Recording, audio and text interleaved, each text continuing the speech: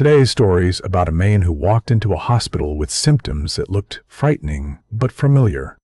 At first, doctors thought they were dealing with food poisoning, an infection, or maybe a known toxin that could be treated if they caught it in time. But then his body began failing in a way that did not match the usual answers. His blood counts collapsed, his hair began falling out, and every test seemed to push the doctors toward an explanation that still did not quite fit. And by the end of this episode, one invisible clue inside his body will completely change the way you understand what was really killing him. This is the Body Files from the SCP Labs podcast. Let's get into today's story.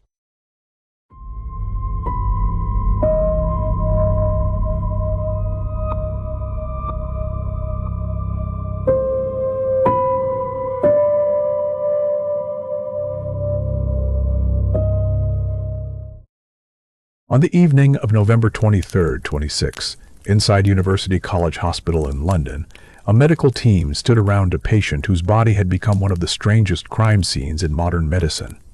The man in the bed was 43 years old, and in less than a month, he had changed so much that people who knew him could barely reconcile the patient in front of them with the man he had been only weeks earlier.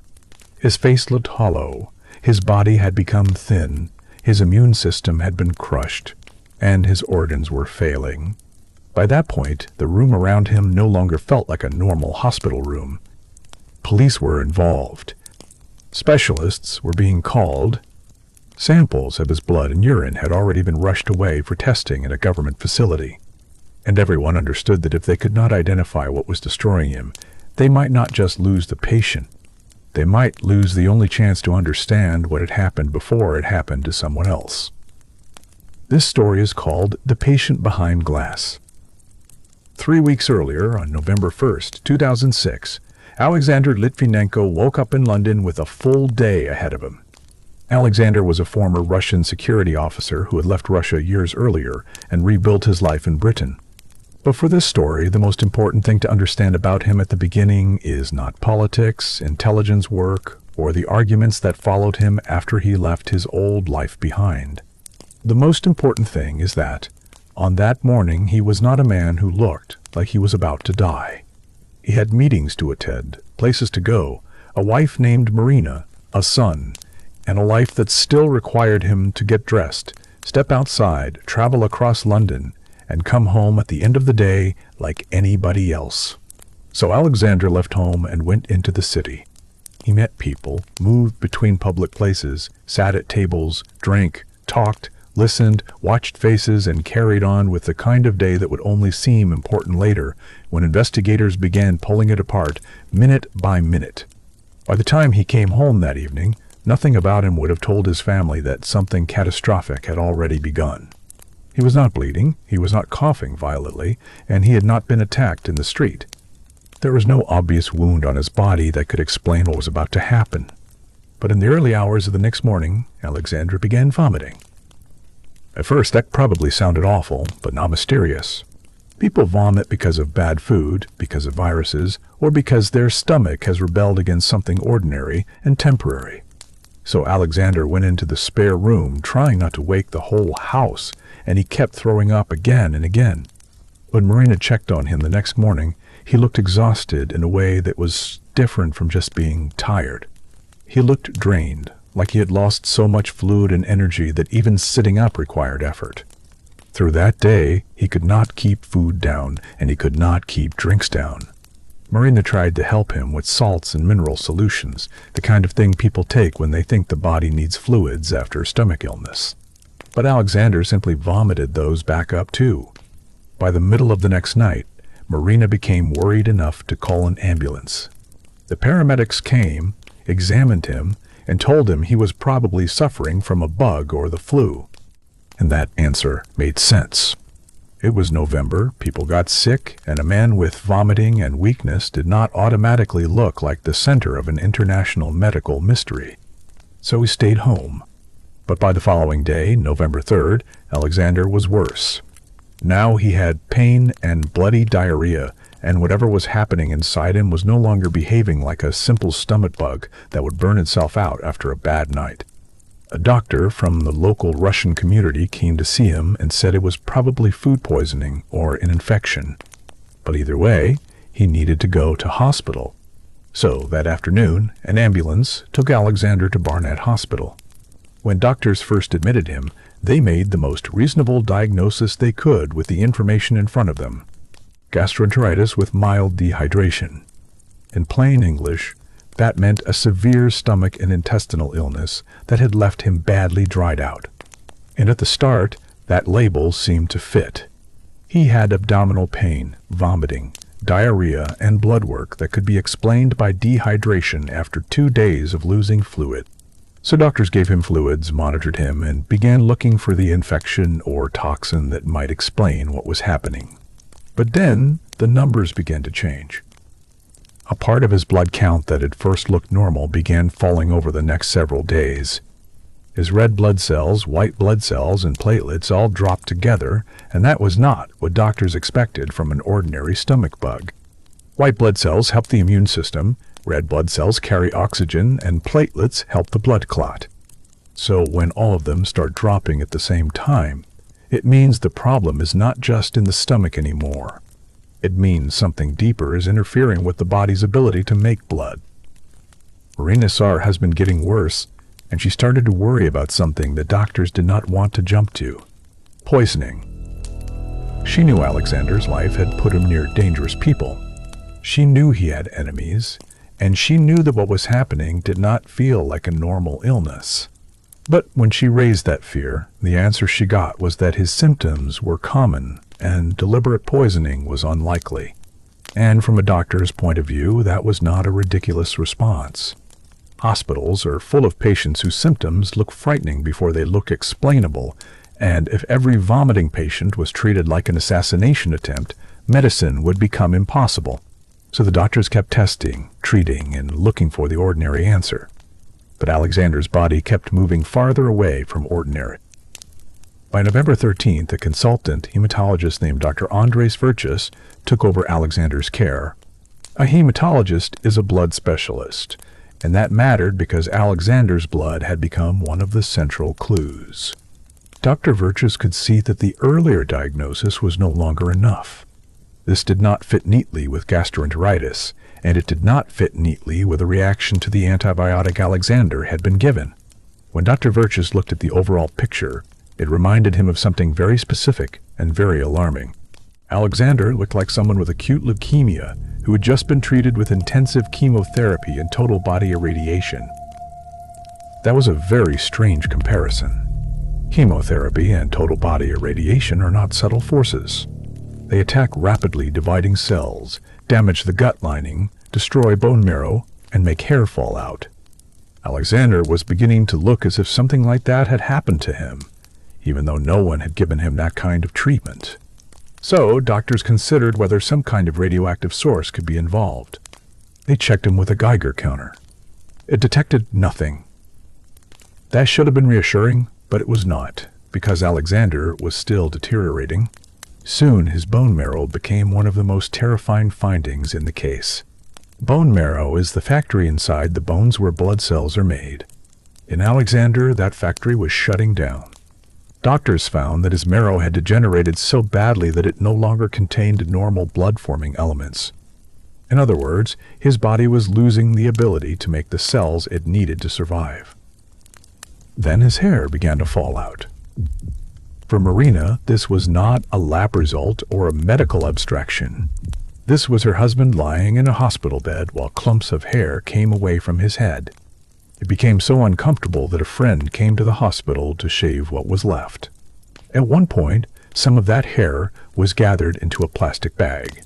At the time, it may have seemed like just another grim detail from a terrible illness.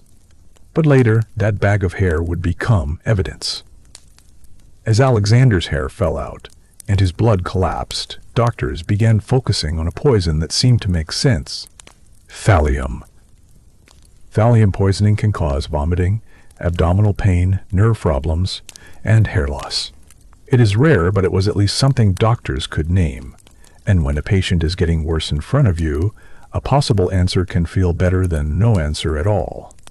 So, Alexander was treated with Prussian blue, a therapy used to help remove certain poisons, including thallium, from the body.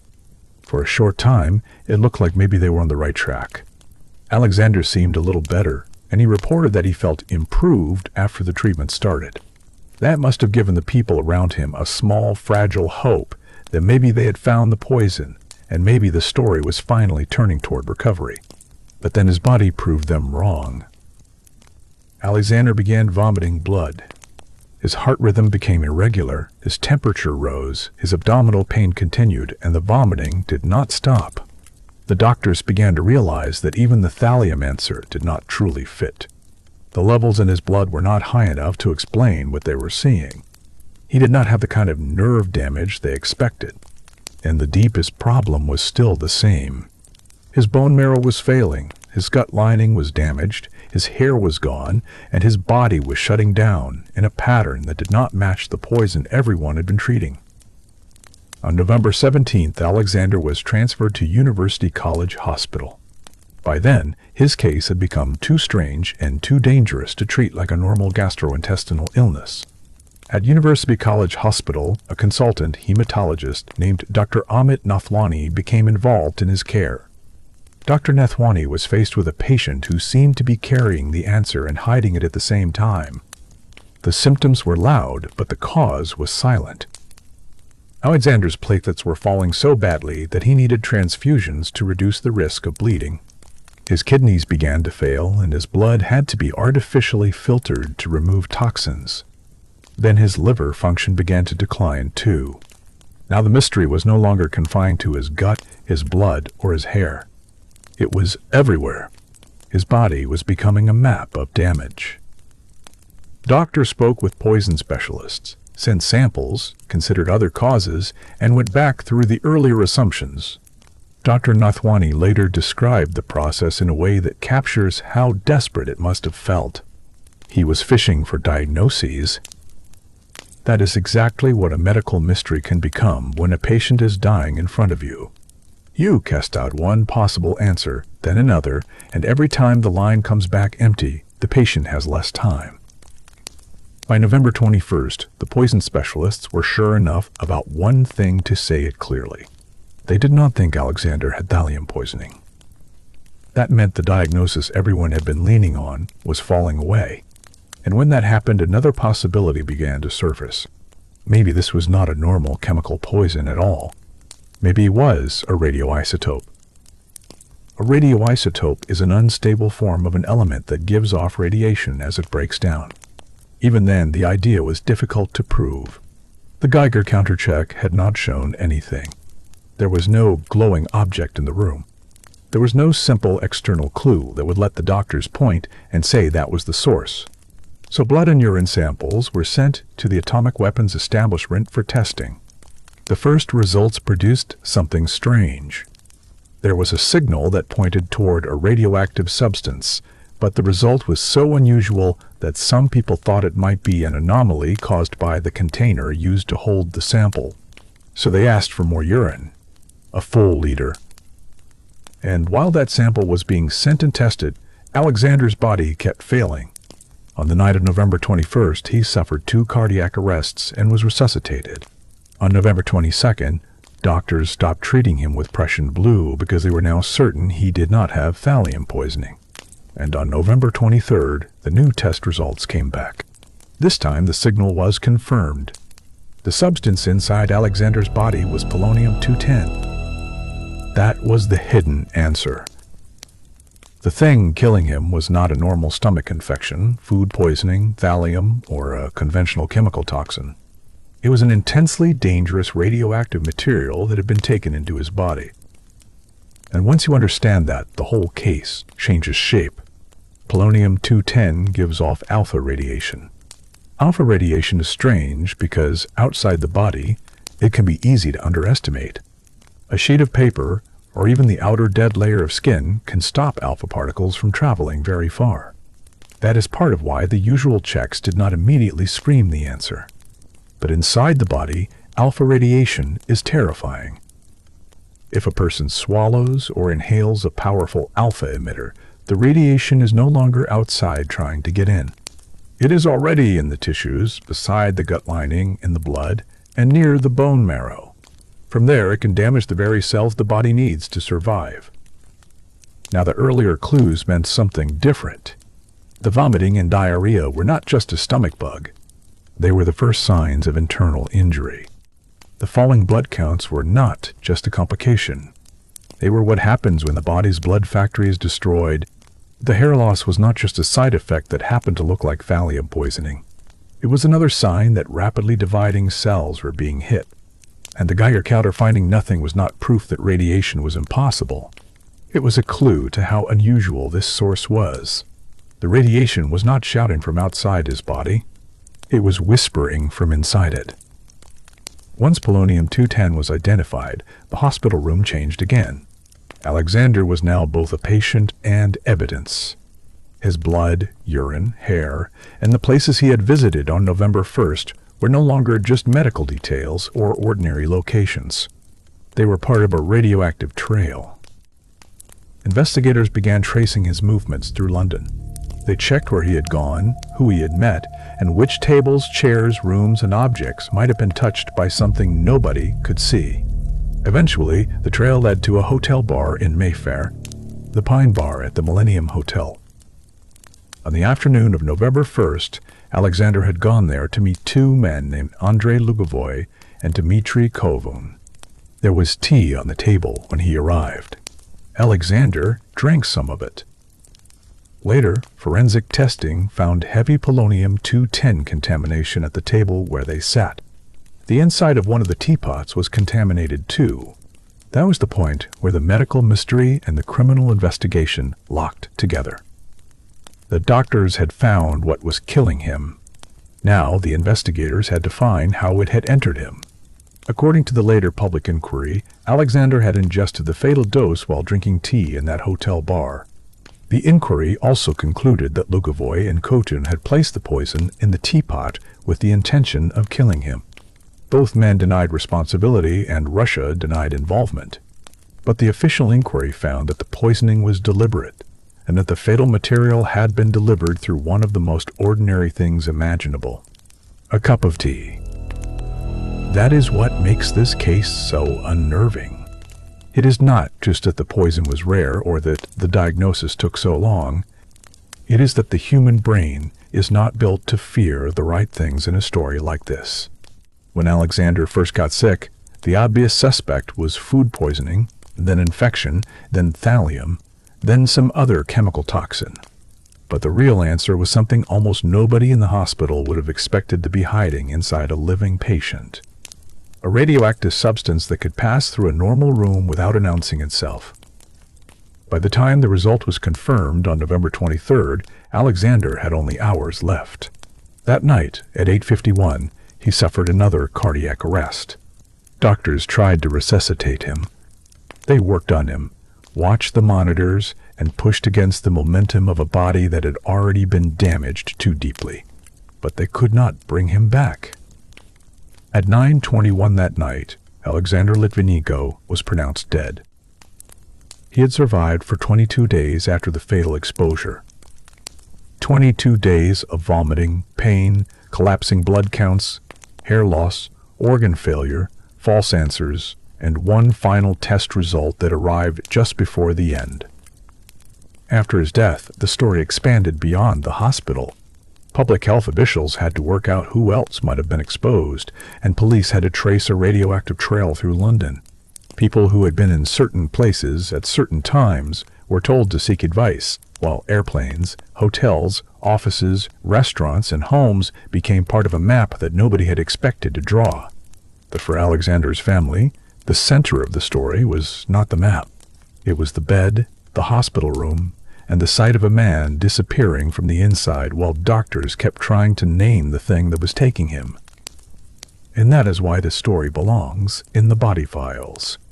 Because before it was a spy case, before it was a political case, and before it became a trail of radiation readings across London, it was a medical mystery. A man came home sick. His wife thought something was wrong. Doctors looked for the usual answers, and the usual answers failed. The clue that finally explained everything was not visible in his face. his room, or even to the first instrument used to search for radiation. It was hidden in the one place no one could easily look: inside the patient. A quick note about this story. It is based on real historical events, but some scene details are reconstructed for narrative clarity. This episode includes an official public inquiry finding, while noting that the accused men and Russia denied responsibility. This episode is not medical advice and is not a substitute for professional medical diagnosis or treatment. This is the SCP Labs podcast,